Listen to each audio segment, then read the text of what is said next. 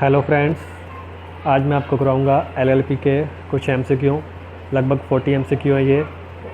और ये मैंने सेल्फ टेस्ट के लिए टेलीग्राम पे डाला था। ओके, तो आई होप आपने कर लिए होंगे। तो मैं आपको इसका सिर्फ आंसर बताऊंगा, ये क्विक रीज़न होगी। ओके, तो मैं ये मान के चल रहा हूँ कि आपने एलएलपी पहले से पढ़ रखा है, तो मैं सिर्फ आंसर ही बताऊंगा। और जिन्होंने चैनल को सब्सक्राइब नहीं किया वो सब्सक्राइब कर दें, ताकि आपको और एमसीक्यू डेली मिलते रहेंगे। तो चलिए स्टार्ट करते हैं वीडियो को। सबसे पहले, every designated partner will have obtain, क्या होना चाहिए उसके पास? D PIN. Okay, rule dash of LLP prescribes the book of account, किसमें है? रूल 24। ठीक है, जो कौन सा पूछा है जिसमें प्रिस्क्राइब किया हुआ है कि बुक ऑफ अकाउंट रखने हैं। उसके बाद ये देखो, नेक्स्ट क्वेश्चन बहुत इंपॉर्टेंट है। The book of LLP are to be written for dash year, कितने साल तक रखने होते हैं? 8 साल तक। ओके, जो अकाउंट्स होते हैं वो 8 साल तक रखने होते हैं एलएलपी को। The accounting year for LLP and कब एंड होता है? जो यूजुअली है 31 मार्च को ही होता है इसका भी। उसके बाद every LLP has to prepare a statement of account on और बिफोर, कब तक बनानी होती है उनको? ये देखिए 30 सितंबर तक। ओके, उसके बाद next, audit is compulsory if LLP turnover exceed, कितने से ज़्यादा एक्सीड कर जाए फिर उनको जब ऑडिट करनी होती है एलएलपी को कंपल्सरी हो जाती है, वो है 40 लाख। उसके बाद solvency statement is filed with ROC in form number, कौन सा फॉरम है ये पूछ रहा है? फॉरम नंबर है 8 है। ओके, तो क्लियर कर देता हूँ। Next, annual return of LLP is filed with in dash days of the end of the year, year and से कितने दिन में? 60 डेज़ में। नेक्स्ट देखते हैं, dash section of LLP act provide for, इसमें ये पूछ रहा है कन्वर्ट करना होता है तो उसका कौन सा सेक्शन है? जो हम फर्म है ना, फर्म को कन्वर्ट कर सकते हैं किस में? एलएलपी में। ओके, तो उसका क्या कौन सा सेक्शन है? 55 सेक्शन है। ये आपको इम्पोर्टेंट है, याद रखना है। और at least dash person are required to form LLP, कम से कम कितने होने चाहिए? 2 पर्सन होने चाहिए। The partners dash partners have to notify the changes in LLP to ROC designated. Okay, LLP is registered under dash, इसके लिए किसके अंदर रजिस्टर्ड है? ये एलएलपी एक्ट। ठीक है, एलएलपी एक्ट के अंदर रजिस्टर है, 2008 बना हुआ है। और ये बेसिक से क्वेश्चन है, LLP has dash perpetual succession होता है, उसकी एंटिटी क्या होती है? लीगल होती है। ओके, उसके बाद next, rights of partner are governed by dash agreement, इसका एक एग्रीमेंट, जैसे फर्म में पार्टनरशिप की डीड बनी होती है उसी तरह इसमें क्या होता है? एलएलपी एग्रीमेंट होता है। ओके, इसका आंसर क्या हो जाएगा? LLP agreement. उसके बाद नेक्स्ट, कंट्रीब्यूशन बाय, कंट्रीब्यूशन में भी डैश और डैश क्या हो सकता है?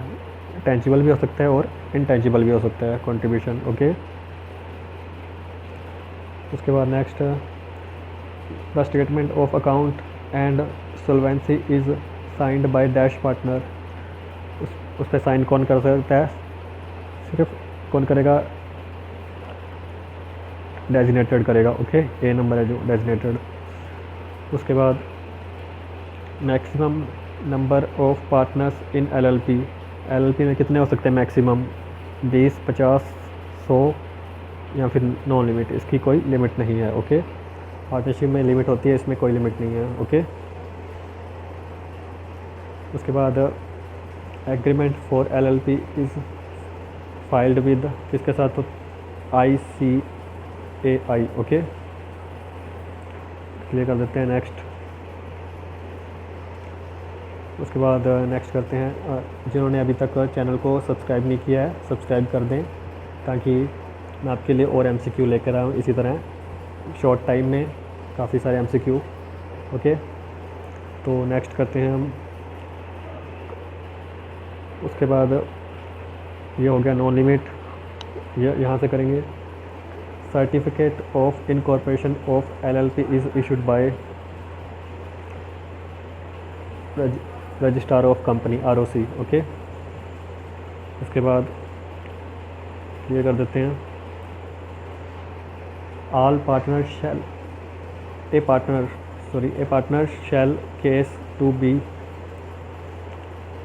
ए partner on all of the above, इसका आंसर होगा। ओके, उसके बाद liability of partners in LLP में जो पार्टनर्स की लाइबिलिटी क्या होती है, वो होती है लिमिटेड होती है। ओके, फर्म में क्या होती है, अनलिमिटेड।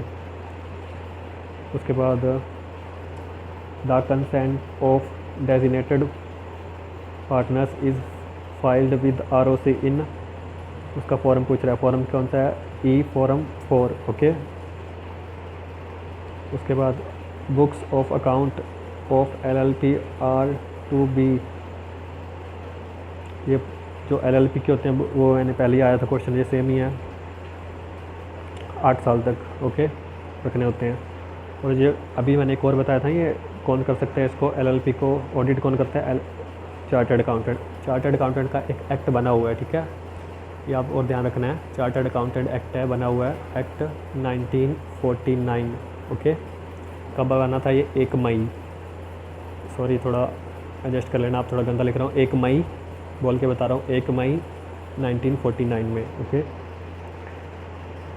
उसके बाद नेक्स्ट देखते हैं, क्लियर कर देते हैं, ये हो गया। उसके बाद कंट्रीब्यूशन कैन बी, क्या हो सकता है, टेंजिबल हो सकता है, इंटेंजिबल हो सकता है, मूवेबल, इमूवेबल, कुछ भी हो सकता है, all of the above. Contribution by partner to LLP is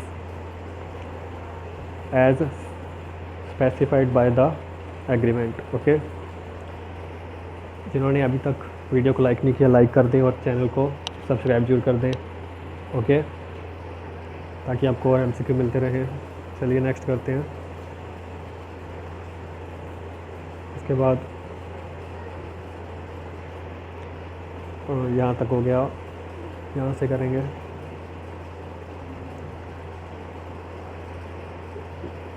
valuation of contribution में बी मेड बाय, किसके पास, any of the above. Okay, contribution has to be refund on death, insolvency, या फिर ये इसमें क्या आएगा, any of the above. Okay, audit of LLP is compulsory when, कब कंपल्सरी हो जाती है, जब कंट्रीब्यूशन एक्सीड कर जाता है किससे, 25 लाख से। Okay, designated partner must obtain D pin, इसके लिए the central government. Okay, central government से लेना पड़ता है। और उसके बाद नेक्स्ट है, ये partners of LLP can be, क्या हो सकता है, इंडिविजुअल हो सकता है, कंपनी भी हो सकती है, 1-2 LLP मिलके वो भी कर सकते हैं, LLP और LLP, ठीक है, तो ऑल ऑफ द अबव। उसके बाद नेक्स्ट है, LLP is created by act है, उसका बना हुआ LLP एक्ट में होती है, ठीक है। LLP can be dissolved by the order of NCLT। उसके बाद नेक्स्ट करते हैं, वीडियो को जिन्होंने लाइक नहीं किया लाइक जरूर कर दें अगर आपको MCQ अच्छे लग रहे हैं। ओके,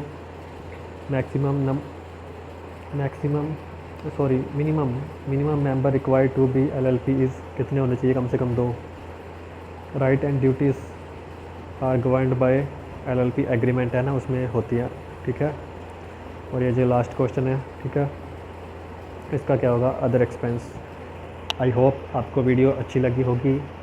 ओके, अच्छी लगी है तो लाइक करें और चैनल को सब्सक्राइब करें ताकि आपको अपडेट मिलता रहे। Thank you.